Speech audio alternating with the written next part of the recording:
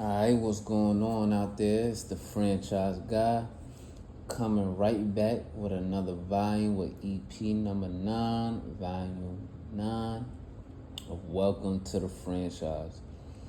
Following back up with another volume to get into a couple of things going on, mainly focusing on this, New York Jets shit and all the narratives and stories going on with that, and rather than talking about this shit, I'm also going to get a little bit into what's going on with another New York Crumb football team and the Giants. So it's really a focus on, this New York sports shit right now that's been going on recently mainly in football.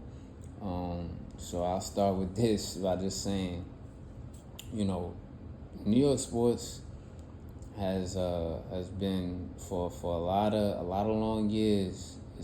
It's been a big disappointment, of course. I'm sure a lot of people know. It's nothing to dig deep into, like a big surprise. Not including the ladies, though, as the Liberty are they're always in the mix, and thank God they finally got that first chip this year. So shout out to them, always being in the mix, getting to the championship or getting close to getting in the championship, not winning it. It's been like that for them for a long time, but they actually did the shit that they was fucking supposed to do and took care of business in their sport. So that's dope to see. But like I said, we all know that for the most part, the most popular sport right now, which is football, it's been a fucking circus and straight garbage for these franchises for like the last decade at least, or a decade plus.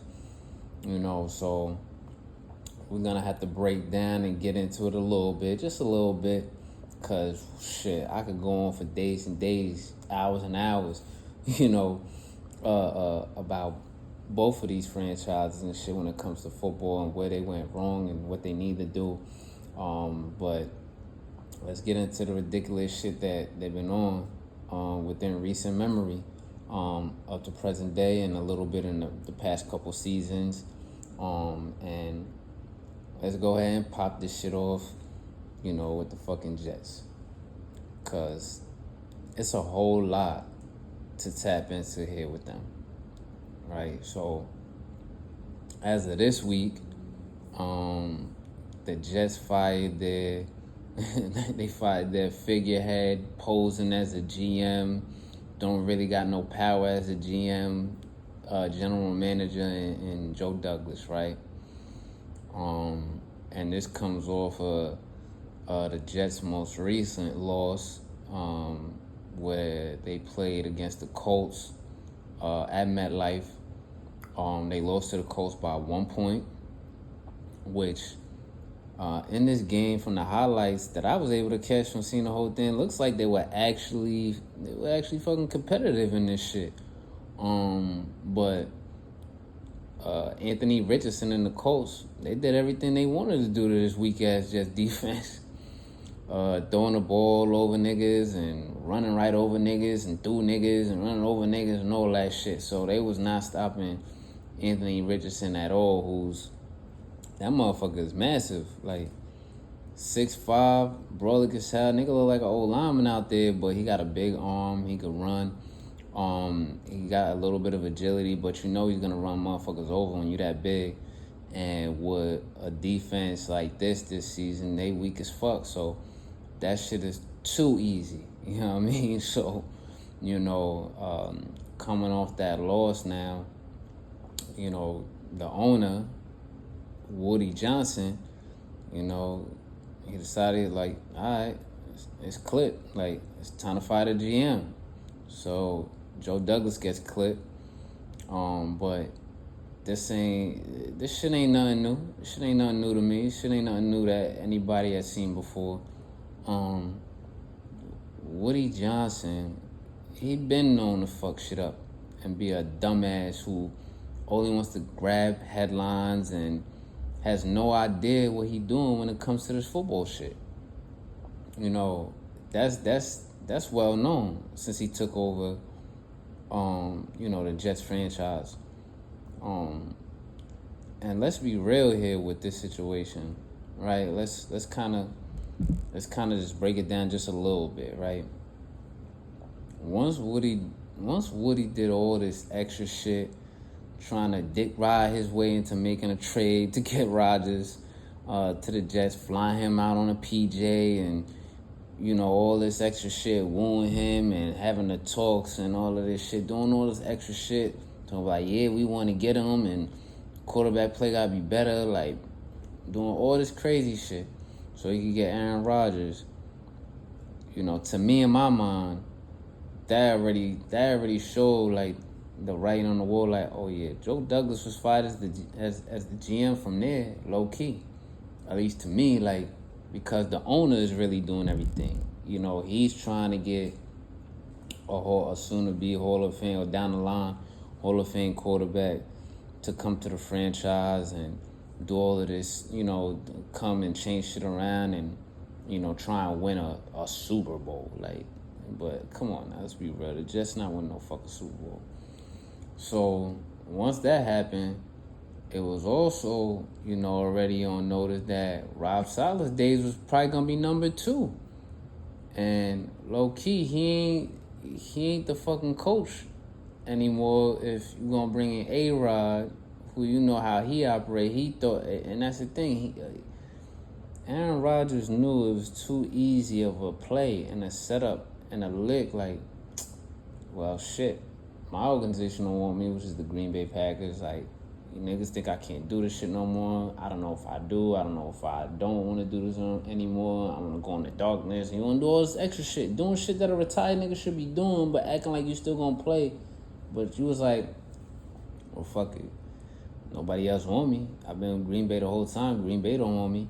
The Niners ain't never want his ass and shit. He still probably hurt from that shit all the way back from the draft days. I at the time they was saying little shit like maybe the Raiders, because they didn't have a quarterback at the time. I mean, still don't. Would probably, want him with Devontae going there, but they ain't, apparently, obviously, they didn't want him. So what does every athlete do, especially when it comes to football with the Jets? I'm like, yo, don't nobody want me, whatever. I could get a quick bag right quick. Fuck it. I'm going to say I want to go to the Jets, so I'm going to go to the Jets.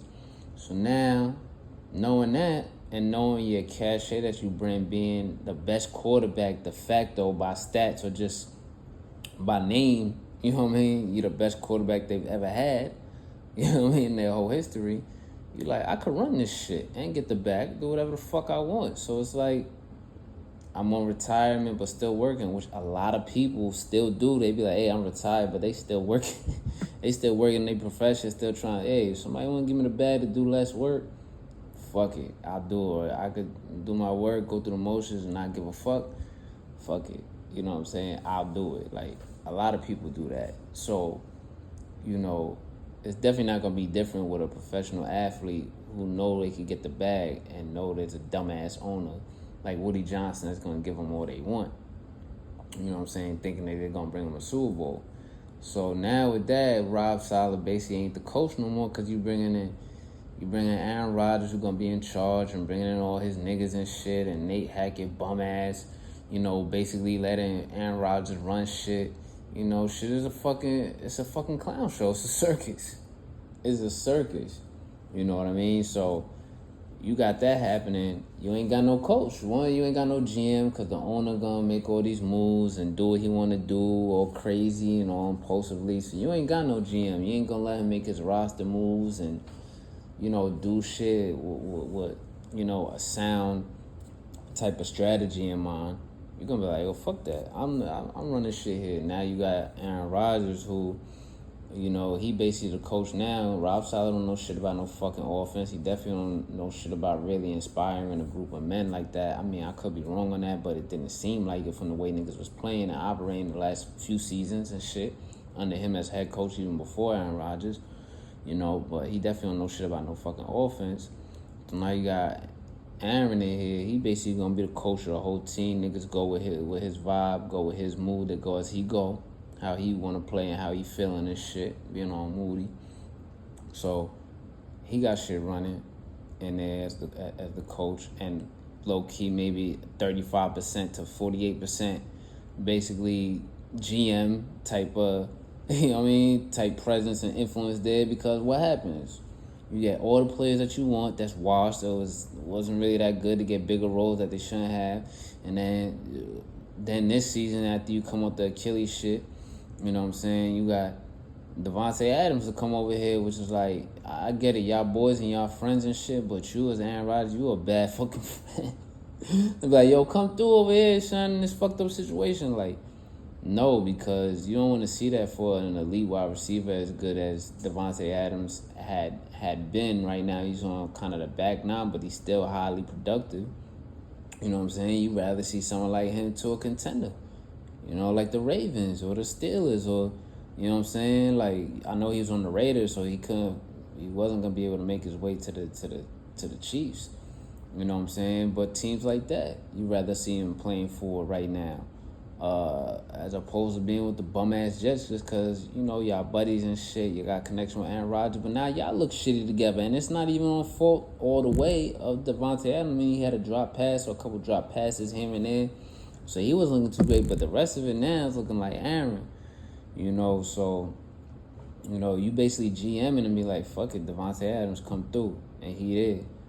You know, so you got, like I would say, a little 35%, I guess, to 48%.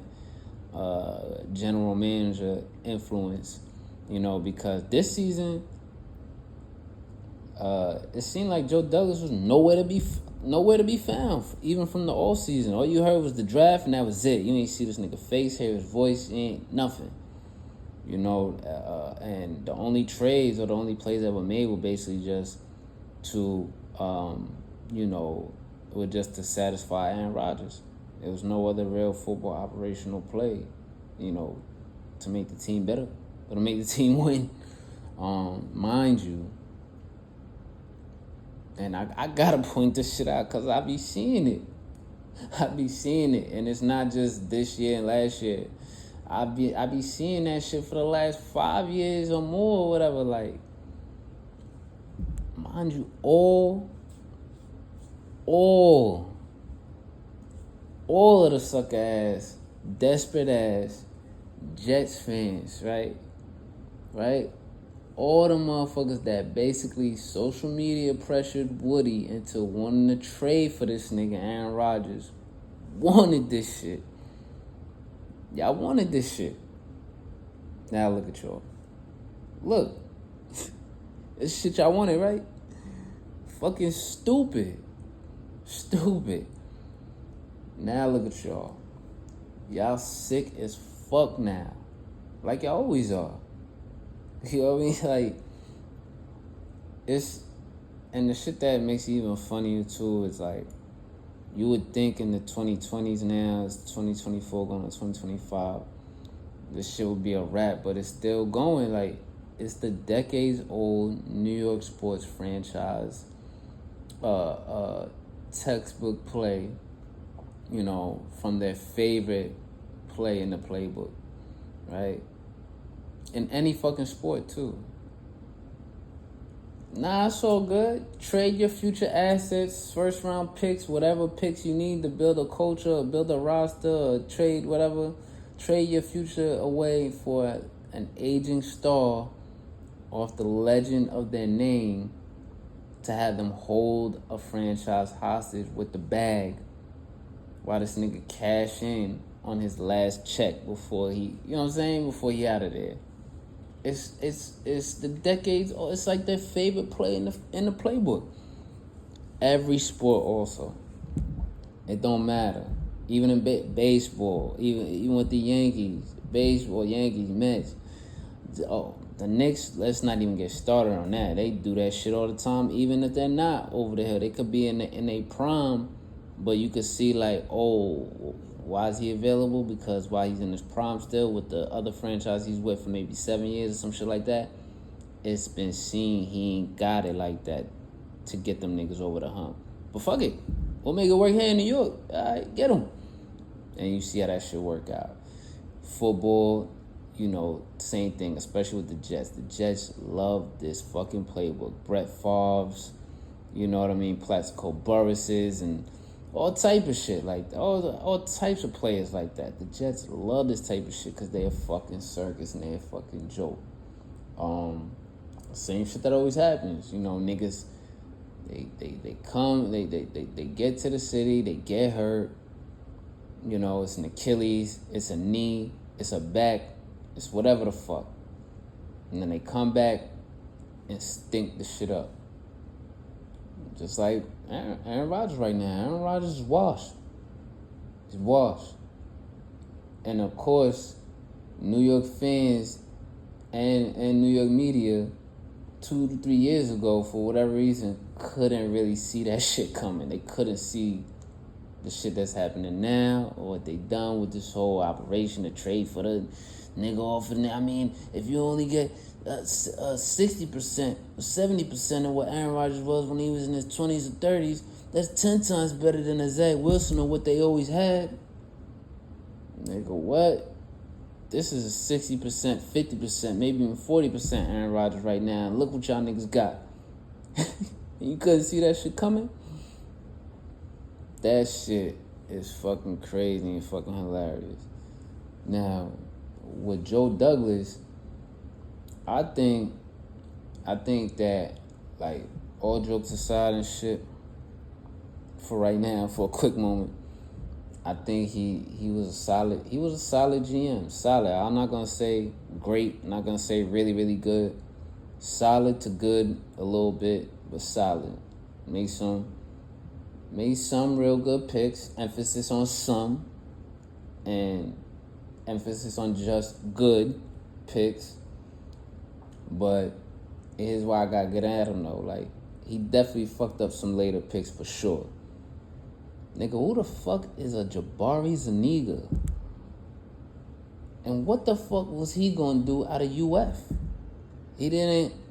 And that's the thing, like, I love the draft. I love the whole, niggas got the film out on them and this, that, or who the prospects and got their eye on and shit. Like, I seen the film on him.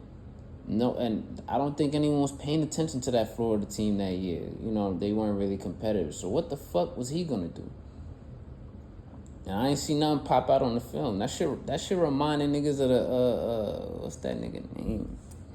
Mike McCagnon when he was the GM in the city.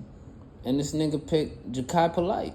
And everybody said this nigga was lazy and don't do shit out of UF. That's what that pick reminded me of. I ain't see it on film with Ja'Kai Polite neither. He flashed a couple plays here and there, but you can see a lazy nigga that wasn't really in it like that. But whatever. That's just what the Jets do, right? Don't matter the GM. Michael Clemens. And he present day on the team right now. Michael Clemens. I know niggas don't even want to get started on that. Ashton Davis. What? Really though? Really? I'm not even gonna get too much into that and all the other shit, cause I could. It's crazy. But all right. Let's even go a little bit more recently, right? Still a couple good picks. Good. Nigga surprised us with the Will McDonald pick. You know what I mean? I didn't think he was gonna go first round. I thought he was a good football player. I didn't see a good or a great pass rusher or anything like that. I thought when I did, I think that year I caught a couple Iowa State games and everything because they were a bit competitive, and they was playing like TCUs and shit like that, I think, if I remember correctly. And I was seeing number 9 like, okay, like this is just a good football player. Like he's trying to make plays, he's trying to, wreak a little havoc, bust up the front line and shit or whatever. Cool, I see number 9, he popping out or whatever. But I thought good football player. I didn't think first round. I thought maybe mid to late second round, maybe third. But he surprised us with that one because the nigga they actually let this nigga fucking play. If you're gonna pick him at 15 in the first round, and look what he doing to niggas now. He one of the top second pass rushers in the league, and that's crazy. You see what you finally played the nigga, so surprised us with that one. That's what's up. Got Fashionable. Okay, he looking a little solid right now. For now, okay, all right, cool. Of course, we don't need to go, back on a romance tour about Garrett Wilson and the Brees Halls and the Jermaine Johnson stuff. Was Jermaine Johnson, the story still out on that? Shit, ice up, nigga. I mean, with the Achilles, that shit sucks. Early in your career, you didn't really have that much speed or twitch to you anyway from the beginning. But you're a solid football player. I saw that from Jermaine Johnson too. Like, you're a solid football player, a good football player, and those are the type of players that are needed on any team. So that's tough, but you draft Fashion now. But yeah, with this most recent one, some things you still gotta kind of scratch your head and question, like, but nigga, why are you drafting another running back, a second running back, when you already picked Braylon Allen, right? So that was the kid out of, what was it, Delaware State or something like that? The South Dakota State?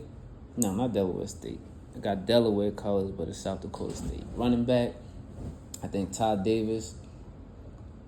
Nigga, solid player, don't get me wrong. Solid player from the film that was shown and everything. But what does he do right now for these niggas? I don't got no stat line. Mind you, if you're gonna do some shit like that, to me, from what I've seen other good teams, good franchises, good organizations do that have won championships, like won to the playoffs, always in the playoffs, year in and year out, and gone to championship conference games, or have gone to the Super Bowl, or have won the Super Bowl. If you're gonna do some shit like that, don't draft another nigga that's basically the same as the nigga you drafted before, which is similar to Braylon Allen or Brees Hall. That's when you get the twitchy niggas, the niggas that droop niggas out and they fast and all type of shit like that. But you get another nigga that on film and shit, he look, I'm not gonna say slow, but he ain't no burner. He ain't coming out the backfield that nigga's like, oh shit, gotta watch out for this nigga. He another nigga that, in between the tackles, or we gotta set up the whole screen for him and get him going. 2 running backs in that draft? Okay. Like, you're going to draft another running back after Braylon Allen, who's good player, fine player, right? When you need a good fucking safety, call Cam Kitchens. Well, you see what that young boy is doing with the Rams right now. You see what that motherfucker is doing with the Rams, getting busy. Had an interception this weekend and a big hit this weekend and a big hit last week. And I think he had an interception, if it's not last week, the week before that. And you need a safety, because your safety's just weak. They don't fill the fucking alley. They don't put fear in nobody's heart in the box or over the top. Right? So you do that. And my thing is this, right? When it comes to football, especially football in certain regions, right? In certain regions and stuff, right? My next thing here is, why are you drafting in New York, of all places, a small QB? I know he's listed at 6'1", whatever, all that shit, which is still tall, still big, whatever. But in terms of like football and your division, when you got tall pass rushers or big pass rushers or big interiors, when you got to face the Greg Rousseaus of the world, 6'7", AJ Epinesa of the world, 6'4" or 6'5" or above, whatever he is. You know what I'm saying? Ed Oliver's big dude in the middle and the interior of the world, right? You gotta face him. Why are you drafting a small QB who broke his whole fucking leg the year before in Jordan Travis? In New York, of all places, right? Remember I said real quick, regionally, I just have a thing with certain places, how you gotta draft, or how the kind of players you should try and have in your building, right? Because if you're trying to build a team to win and be competitive in the postseason, in the playoffs, you got to think about where you're going to be playing. You ain't going to be playing in Miami. You ain't gonna be playing in no dome in LA or in Dallas or no shit like that. You ain't doing none of that shit. Although I know a lot of New York teams are not used to having home court advantage, home field advantage in any sport anyway, especially in football. But you draft a small nigga, broke his whole leg, and I ain't gonna hold you. I ain't gonna lie. Jordan Travis was you know what I'm saying? He was like that at FSU. He was getting busy and giving niggas work at FSU coming out, you know, or before he broke his leg and everything like that. You know what I'm saying? That's all well and good, but that's in college football. And those conferences and that competition he played at that time and everything, which some of them were tough, some of them I'm saying, like, I'm not trying to shit on Jordan Travis. This is not about that. He did his work. He got busy. There's some guys that look like sometimes they're just going to be better college football quarterbacks than they're going to be NFL quarterbacks. And I thought that about Travis, even though he was getting busy and doing his work. But it's not about him. It's about the organization, your philosophy here. Think about where you at. Think about your region. So why draft him and also let this young man suffer? Because he's going to try and heal up. He's going to come back and play. He's going to be small and play for a terrible organization who probably does not know how to protect him if he even does get a chance to play for the Jets. You got him up here in the Northeast, in the tri-state area. The area was 70% of the fucking year it's 30 below or 20 below, nigga, on your body. You know what I mean? And I like I said, I'm not doubting that Jordan Travis is tough or not. He looks like he's tough as hell. He might be tough as hell. I don't know. We haven't seen in the NFL. But you gotta be able to hold up and take them hits, especially in that weather. So why not go get a big body who can still hold up? Mind you, also with a big ass arm. If you want to have a project QB that you draft later in the rounds, between the 4th to the 7th round, cough, Joe Milton. And look, like I said, I ain't gonna hold you. Joe Milton could fuck around and be ass. You know what I mean? And Jordan Travis may fuck around and be, you know what I'm saying? Be a Russell Wilson low key in the making. He might really come with that work.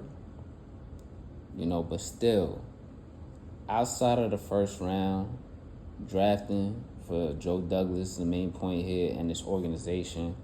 Well, mainly for Joe Douglas, because even the first round before Joe Douglas, suspect. But for right now, we're focusing on Joe Douglas, who just got fired. Outside of the first round or second round, suspect. Very suspect draft.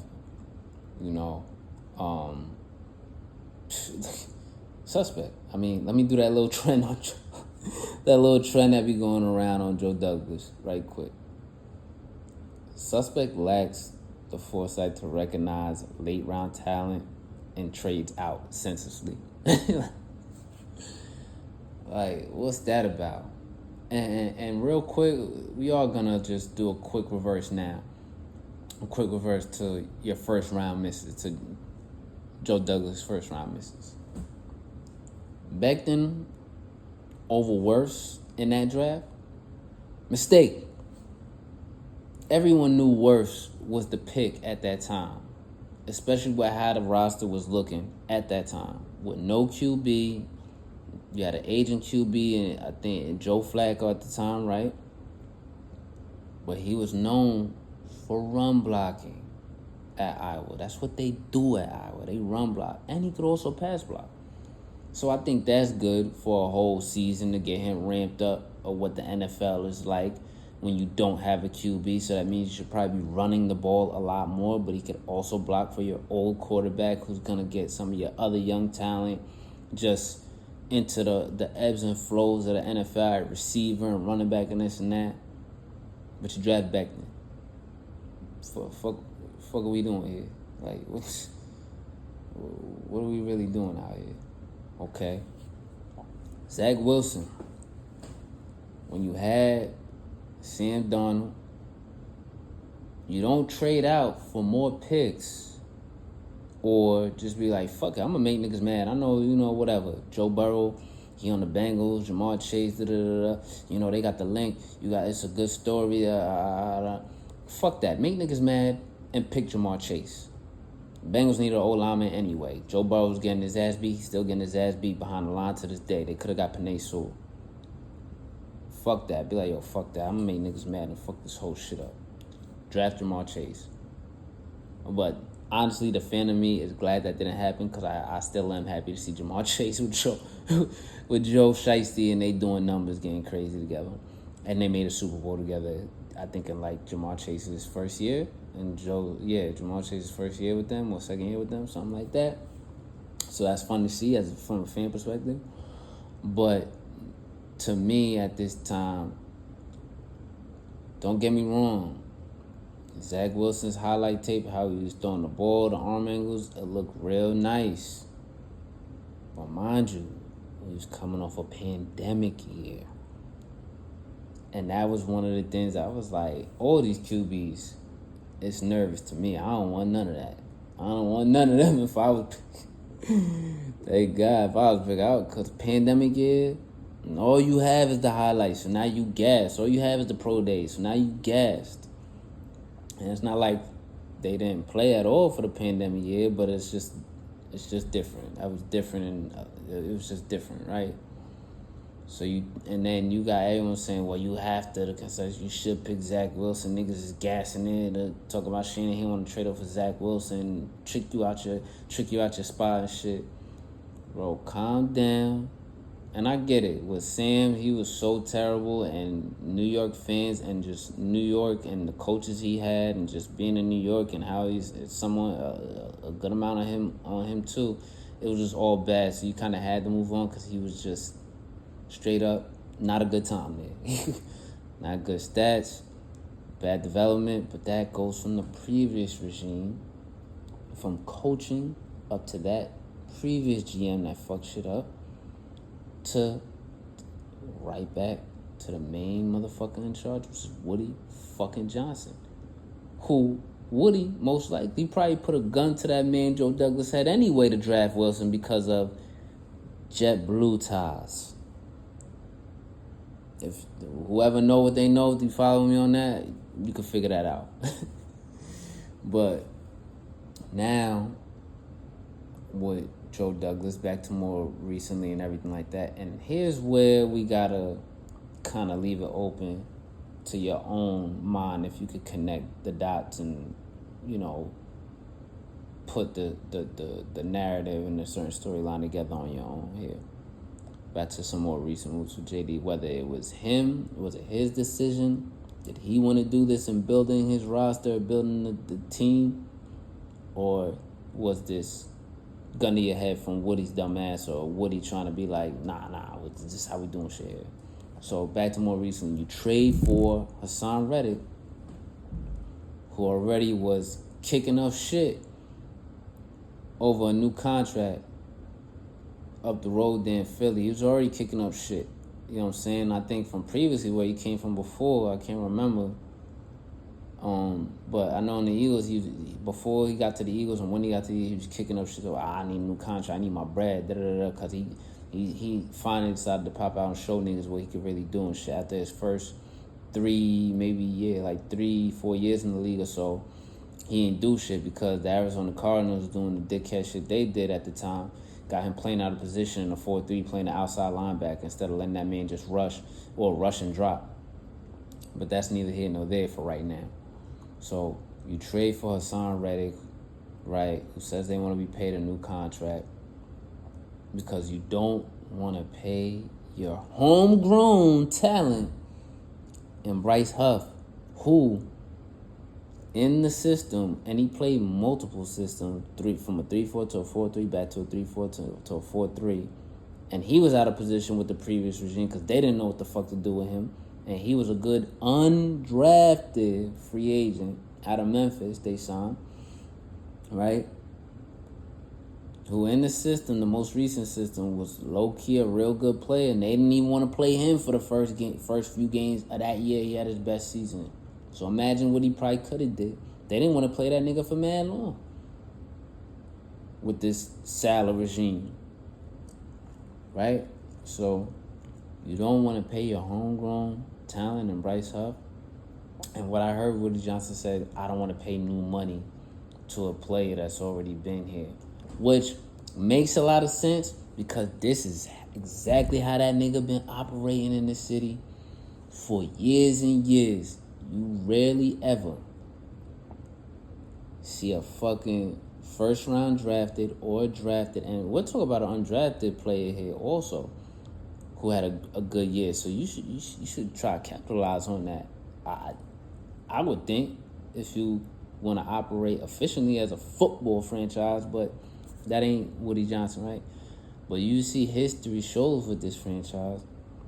Most players that get drafted in the first round or whatever round, if they're good, they don't get a second contract after their rookie year. They trade them away, or there's beef, or they cut them, and there's some kind of bullshit, or Woody doesn't want to pay that. So you do that. The trade for Hassan Reddick, right? Trade him away. Mistake, nigga.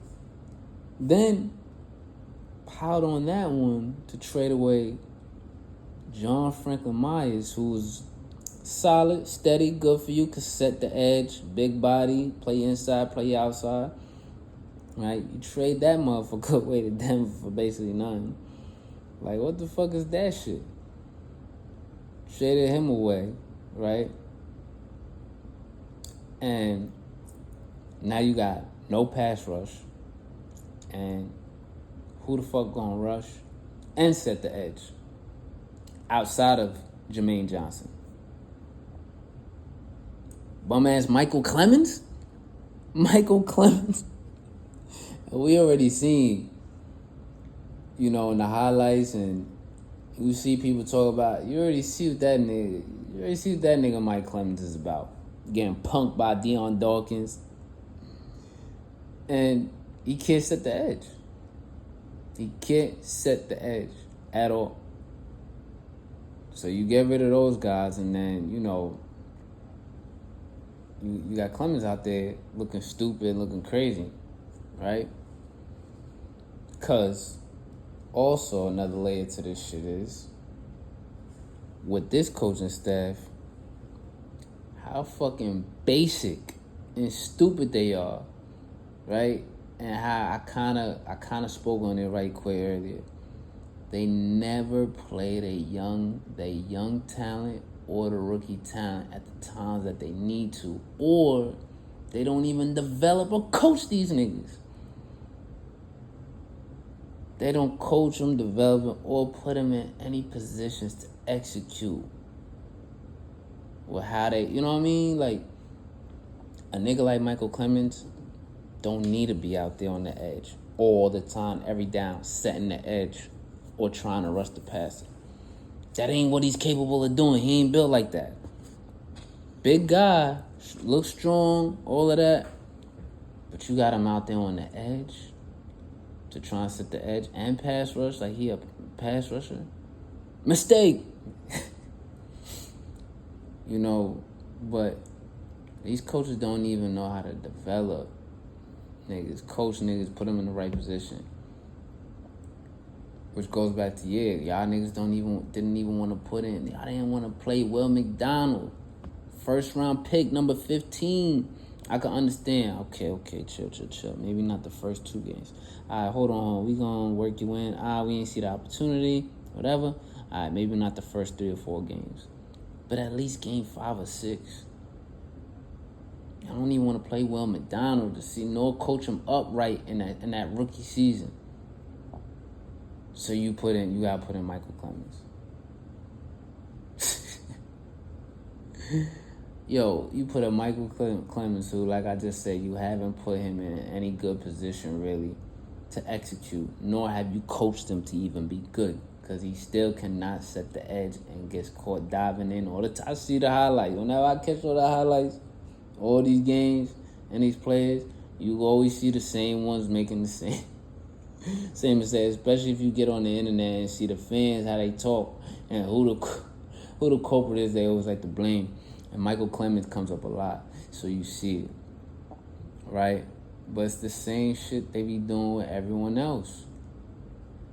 From the Malachi Corleys to the Gibsons to all the other motherfuckers, all the other motherfuckers these niggas have brought in past to present that are young talent, undrafted and assigned talent, or drafted talent. They were doing it for a while with Fashanu and shit. I mean, Tyron Smith got hurt. He had to come in, whatever. But you do this with all, you move so slow on this shit. You know what I mean? It's like this year, yo, is Malachi Corley even on the fucking team? Niggas didn't really even bring him up until the Devontae trade when they were like, oh yeah, Devontae took that number from him. He changed to 14. And then you didn't hear from him until like, okay, I guess that's why you see why he don't play in the Texas game. He threw the ball. That's rookie shit. Like, that's rookie shit. But the nigga was open. He made a play. Whatever, you an idiot, you still doing shit like that, throwing the ball at the end zone. Like, come on now. You seen how many niggas do that dumb shit, college football and the NFL, and you want to do that dickhead shit. On the Jets, of course, you had to do that shit. I guess he know his role. You know what I'm saying? But for a long time, I was like, damn, did Malachi Corley get cut? Is he on injured reserve? Or did he get picked up on the waiver wire by another team or some shit? Because this nigga came out, I remember watching, trying to catch up with the film on these draft prospects. It was the Rat King, the Yak King, and you see this nigga they were calling him like a little mini Debo or poor man's Debo and shit. You got a nigga like that, you don't even play him just because he a rookie? Which leads me to going in on the coaching staff, like I was already just talking about. All them niggas on the coaching staff, every last one of them niggas, it was all fucking bums. Bums. Despite the drafting not being great, but good. Good enough, right? At times. Solid, most times. These niggas couldn't even coach they ass out of a Pop Warner football game with hood all-star athletes that just volunteered to be the coaches on the other side. They could not coach their way out of a game like that. I promise you they couldn't. The way that they have a basic game with their strategy and their schemes and how they develop the talent, where they putting these people in places to even do anything, especially on defense. Like, that shit is comical. It's a joke. It's a fucking joke. Offense, come on now. Come on. You want to bring all these people slowly along, but you want to throw a nigga like Zach Wilson, who you knew wasn't ready. You knew that little weak ass, he had like a baby, like, he looked like a baby. You want to throw him to the wolves, but all the other niggas like, hold on, nah, we got to take our time with you. You can't, you know what I'm saying? It's that. Then when you do put them in, you put them all out of position. You don't give you don't put a nigga in the slot to give him the ball like you need to. Call from Elijah Moore, maybe. And I'm not saying Elijah Moore is some niggas like, they fuck. I'm just saying, like, all the talent that done passed through there. And like I said, some good. I'm not saying great over the top and none of that shit. And that goes back to some bad drafting too, where you made maybe some solid picks that maybe should have been 4th, 5th, 6th rounders into 3rd rounders, or you didn't coach and develop them, which goes back to the coaching. You didn't even coach these niggas to try and make a play or be good reserves. Quality reserve to starter players. Right? Like, how you can't develop no talent to reach the next level nor make no week-to-week or in-game adjustments? Like, this shit is a joke. It's a circus. Like, what kind of coach? All these coaches is bums, and they should have been fired Salah and his whole staff last year to start anew for this season if they were operating at a high level, high functioning. or even the fucking second year with Wilson. Now, I know I sound crazy for that, but listen. Saleh and them boys was coaching on an elementary level with the defense. Even though the defense was good, they were nice, they were top ranked, all that shit, which had niggas in the media gassing them up. They're only a quarterback away. This defense is elite. No, it's not. No, the fuck it's not. All these weapons. What weapons? Breece Hall and Garrett Wilson. That's it. 2 rookies. You let the ESPN media and New York media and all these other motherfuckers and the fans, all these dickhead niggas, gas you up like, yo, y'all only a quarterback away, huh? You got it. Yeah, that's what you got to do. The defense is elite. No, it's not. This is a defense that was good. They were solid. It was I'll say real good. They made hits. They got sacks. They caused pressure. But also not just the quarterback play, but some of the other factors and deciding factors in the games they lost. They don't turn the fucking ball over. They don't turn the ball over. They barely force fumbles. Most of the fumbles they got the last 3-4 years were by mistake. Maybe 2 or 3 was an actual punch out or a strip. You don't see nobody coming aggressively to hunt to make a fucking play like that besides Quincy and Quinnen. There's nobody that you really fear past the second level like that. Right? Niggas is not, I can't throw to him because he going to take the ball away. What am I going to do? Stick his long-ass arm out there and just knock the ball down, which is cool. That's what's up. You got to stop. 3rd and 10. And what happens on 3rd and 10 usually to the Jets? A first down or a big play. But if it's not that, we deflected the ball, or we made a nigga throw the ball away. But y'all niggas can't never score on offense. So how long do you think that's going to keep going on until these niggas go ahead and go up top and score on your ass for a touchdown? Right? And the coaching scheme was so elementary, and I say this because even though those years when they did go 7-10, they had a really good defense, because niggas still couldn't set the edge. How are you a grown man as a coach, coaching niggas, and as soon as a mobile QB or a nigga, a running back that could get outside on you, that's the 2nd string or the 3rd string running back on the fucking team, could always get, they like, in the 3rd, 4th quarter, I know how we gonna hit him now. Off tackle and outside to the edge.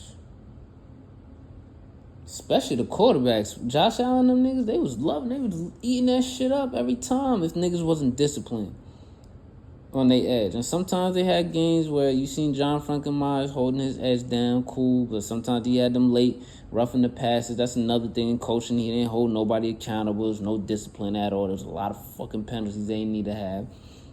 And sometimes you would see Bryce Huff kind of hold his edge in check and everything like that. But most of the other times, you see them niggas crashing the inside, always pressing the pocket, which does work at times, but it's a new NFL. These quarterbacks is figuring out, all I got to do is dip and bootleg to the outside and throw, or dip, bootleg to the outside and run.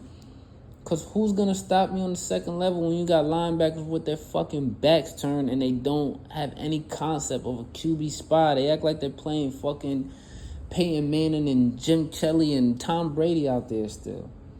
No, these niggas will run on you. So you have no concept of keeping a semi-spy or something on the quarterback or keeping him contained in case he wants to run. You don't sit the edge. And then all you do is drop zone, cover 3. Drop zone, cover 3. Drop zone, cover 3.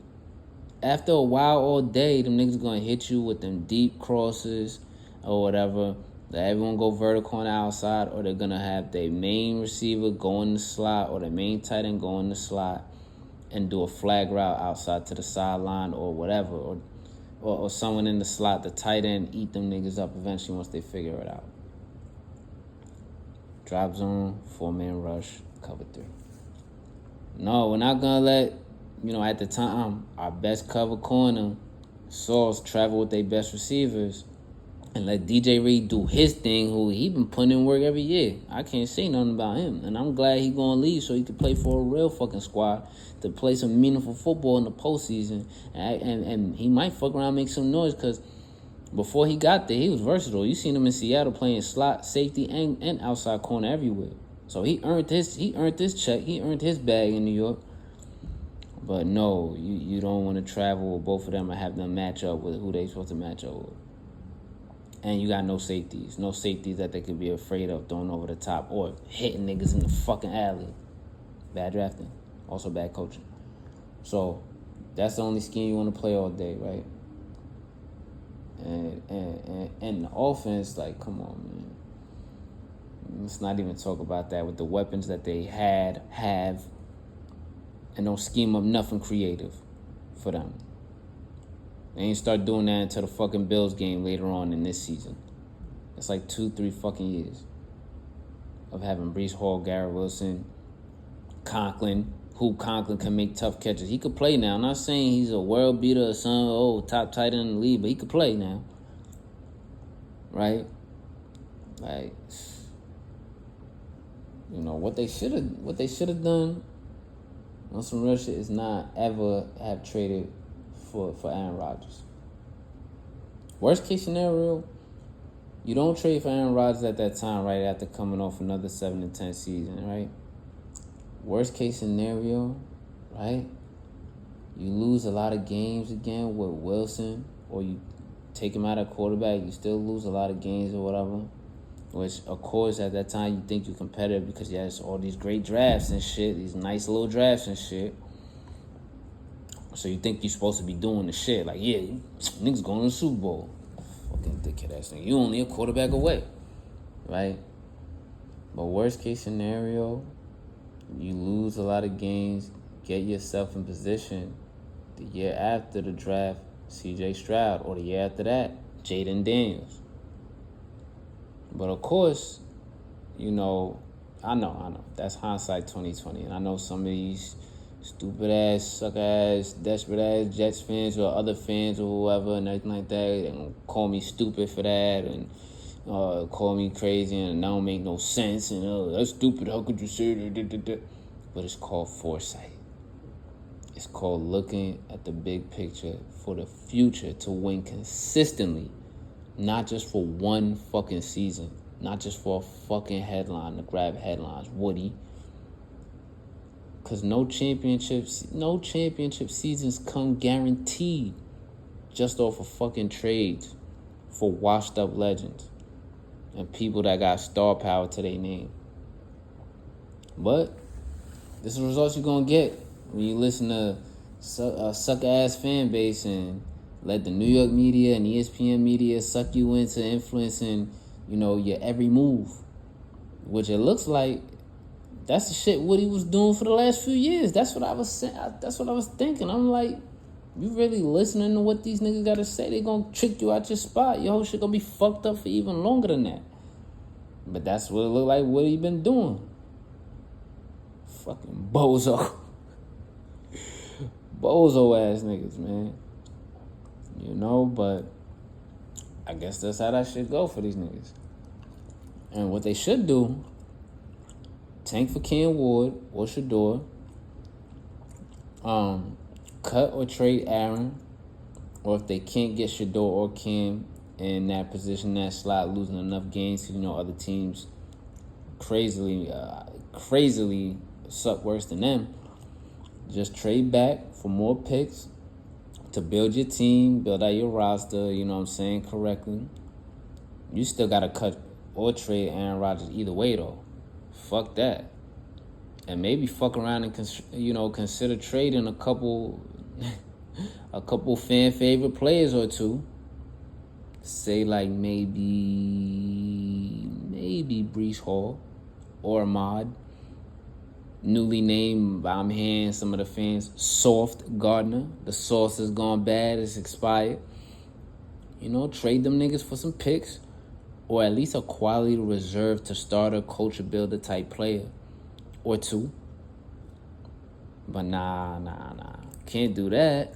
Not with this fan base, not with this team, because that'll hurt their desperate sucker ass fan base's feelings. It'll hurt their feelings if niggas do that. Why would you do that? You start from scratch. You ain't got to start from scratch. You got to retool. You got to get the niggas in here that actually want to play ball and real winning football. You've had these nice little players for going on damn near, going on 4 to 5 years now and never sniffed the fucking playoffs. And they both ain't got no heart. Reese is nice and all, but he's still a running back with wear and tear from Iowa State and an ACL tear. Trade him now before the fall off comes. You know what I'm saying? And trade him now for some compensation while he still has value. Before the fall off comes, as it does for running backs, especially with his running style. If you pay attention to that, and get rid of the 10-man. He got no heart, no hands, no tackles, just tweets. Fuck out of here with that. Trade him now while he also still has a little bit of value left, and get yourself some picks and build up a real football team. Not a headlines team, not a mercenary team, not a Woody Johnson team, not an Aaron Rodgers team. A football team with real players that want to get busy. But they ain't gonna do that shit. So now, let me go ahead and, get into another crumb bum ass New York football team. Yeah. Now for the Giants, shit, the mess they got going on with Daniel Jones. First off, I want to start with this, right? I'm gonna start off with the same shit I said when I saw this draft and when they drafted this Eli clone that they was drooling over. Why the fuck would they draft this motherfucker? Why would they draft this motherfucker? Right? Daniel Jones' numbers was wild mediocre when he came out. His film was wild mediocre when he came out. Film. I mean, that means watching him play the game. Watching him play the position. And his whole game, his swag, and his brand is just bland as fuck. Bland. But them bland-ass milk money motherfuckers like the Maras would, of course, make a dumbass pick like that for a motherfucker like this. Of course they would. Niggas bland. Eli clone reminds them of that shit or whatever. Of course they gonna make that pick. And of course they loved it when they made it. And of course they keep loving it until now. Niggas be forgetting. If you want to win in football, you got to draft a winning football player. Not a nigga who plays football but acts like a life insurance agent. Carries himself like a life insurance agent or some shit like that. Some money management nigga or some shit. No shade to niggas like that, whatever. They handle your money, they really responsible for a lot of shit that's actually important in life. But we talk about football here, right? Daniel Jones, right, had a small handful of some nice little games in his first few seasons, but we all know that a good part of that was because of Saquon. And when the defenses at the time that he had were semi-keeping shit competitive against the opponents. That's where it's from. And I'm not even going to get into too much of how they should have paid Saquon. That shit is dead. That conversation is dead. We already know that. And it's good to see what the fuck Saquon is doing, really turning shit up in Philly, right? And with Daniel Jones, yeah, he could run cool. After that, what the fuck does he really do? Get hurt? And I'm sorry for that. I mean, I know injuries is part of the game, and we hate to see it for any player, including Daniel Jones. But what the fuck did he do when he was healthy? Fucked up O-line? Okay, yeah. No more Saquon? Okay, yeah. That's on management, though. Management and ownership, though. fucking dickhead ass niggas. You don't want to pay Saquon. It can only help him, if anything. It can only help y'all, even if it hurts to let go of Daniel Jones at some point, but whatever. But this motherfucker, Daniel Jones, is just not accurate. And does not bring any energy. No aura, no hype, no juice. You ain't winning with that shit. You ain't winning with that. Now you see what Jaden Daniels and Jalen Hurts be bringing to the game up the road with their game. And them motherfuckers can make plays or lead a team to victory. And you just don't see it with Daniel Jones. And in that draft, they for sure, they should have traded out for more picks and built for the future, which is not a present for one of the QBs from the last few drafts. And they were still in position to do the same with the last couple drafts after having Daniel Jones the whole time, after having him on the team. But, that's how they wanted to operate. That's how they want to do shit. But let me tell y'all right quick what they should do now, or what they better do.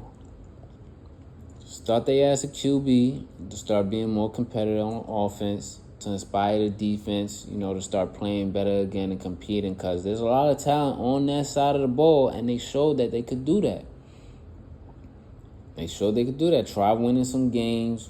When one of them motherfuckers, Tommy DeVito or Drew Lock, maybe win some games, because I don't know if they gonna want to draft Shador, Cam, or Jalen Milroe because you know what? Let me not even get into that with the Giants organization. But they should try that out with Tommy Cullets or Drew Lock, maybe win a couple games and continue building the roster on the O-line, linebacker, or the back end, to tighten that shit up, tighten out your roster. Or actually, I'm bugging. Actually, wide receiver in the first round. Because they're going to need that. They need some help there outside of Malik Neighbors. They need that. They need another body, a big body out there, big target. So get someone like, T.T. McMillan, if they still fall in the top 5 or top 10 slots.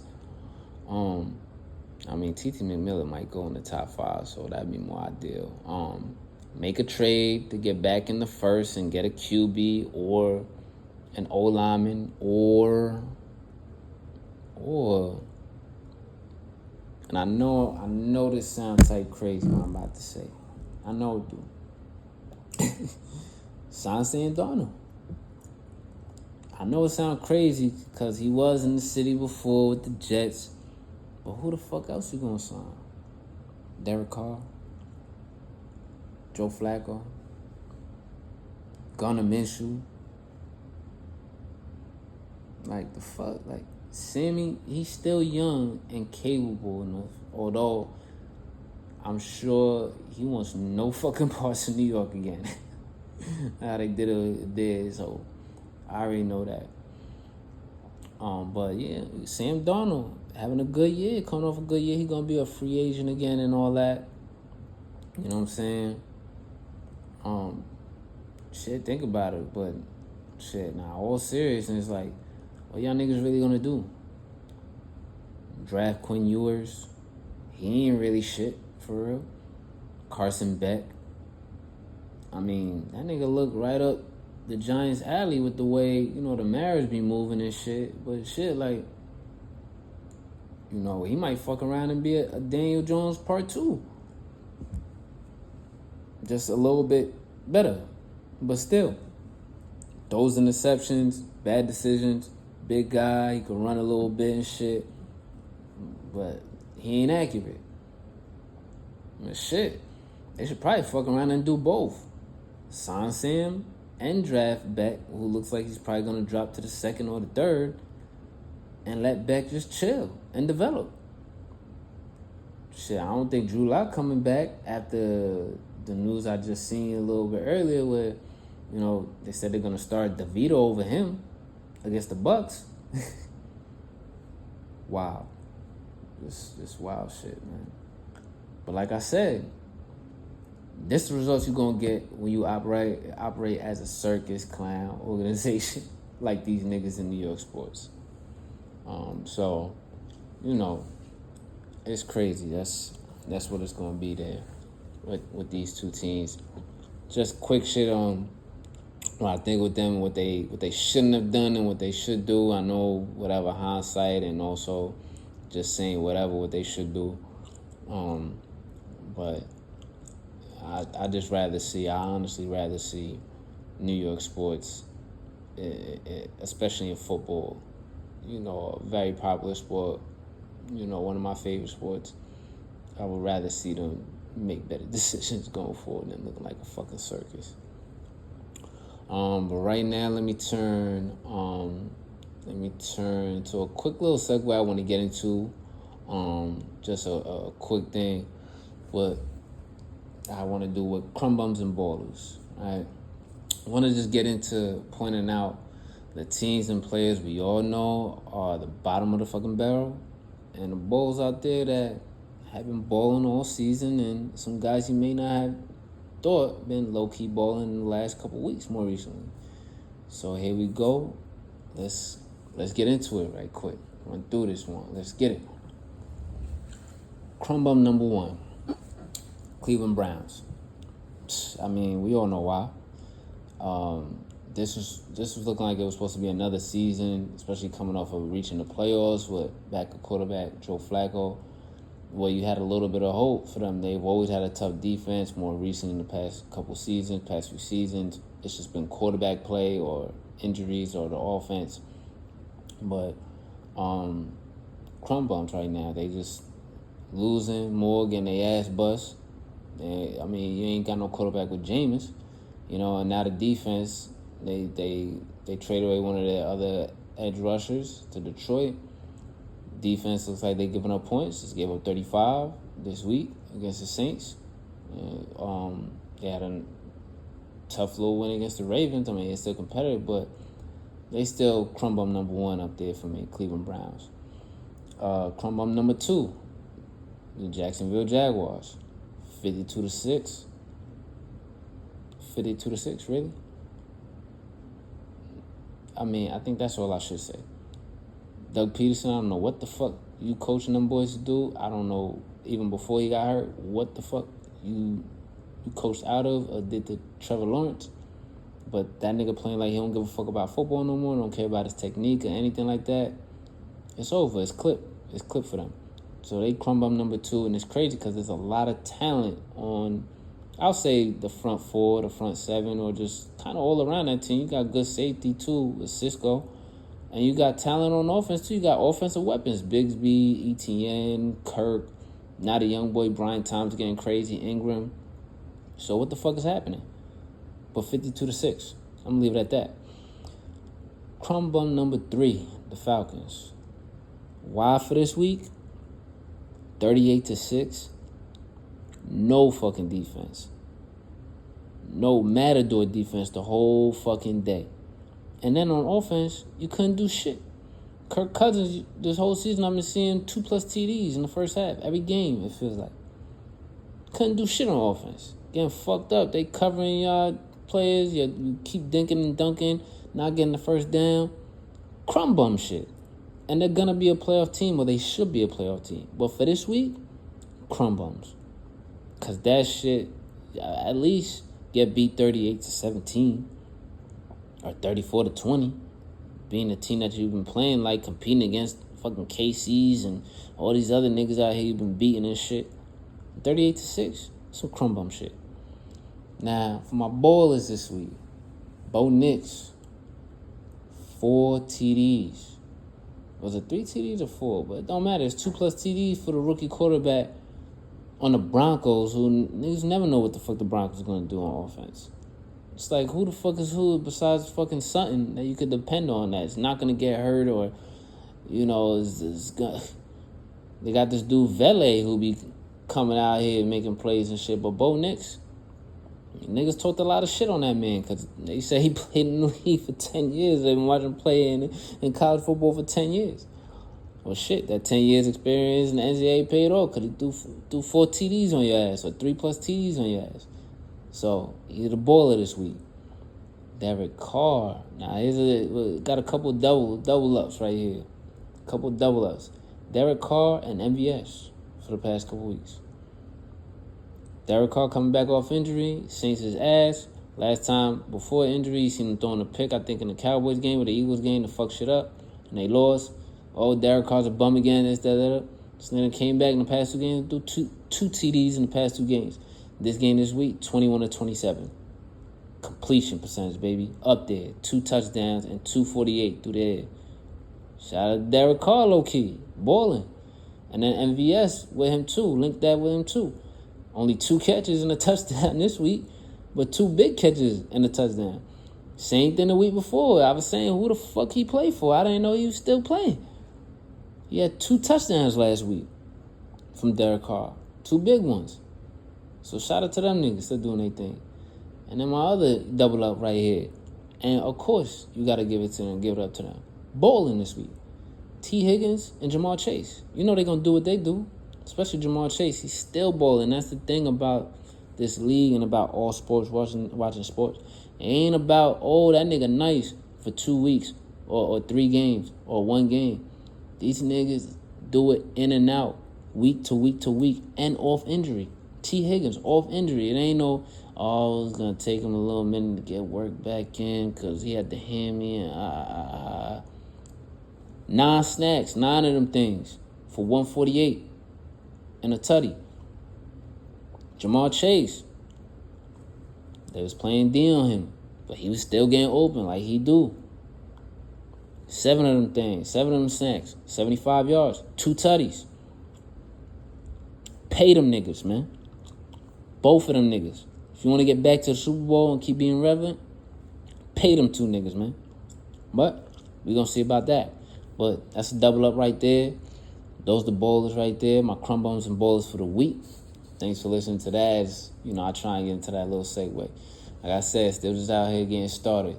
So with all that, I'm going to wrap this one up on a good vibe with the bowlers that we spoke about there. They're going to keep doing their thing, hopefully. We know T. Higgins and Chase. They're going to do their thing out of the people we ran by. Bo Nix probably going to keep picking up steam, too.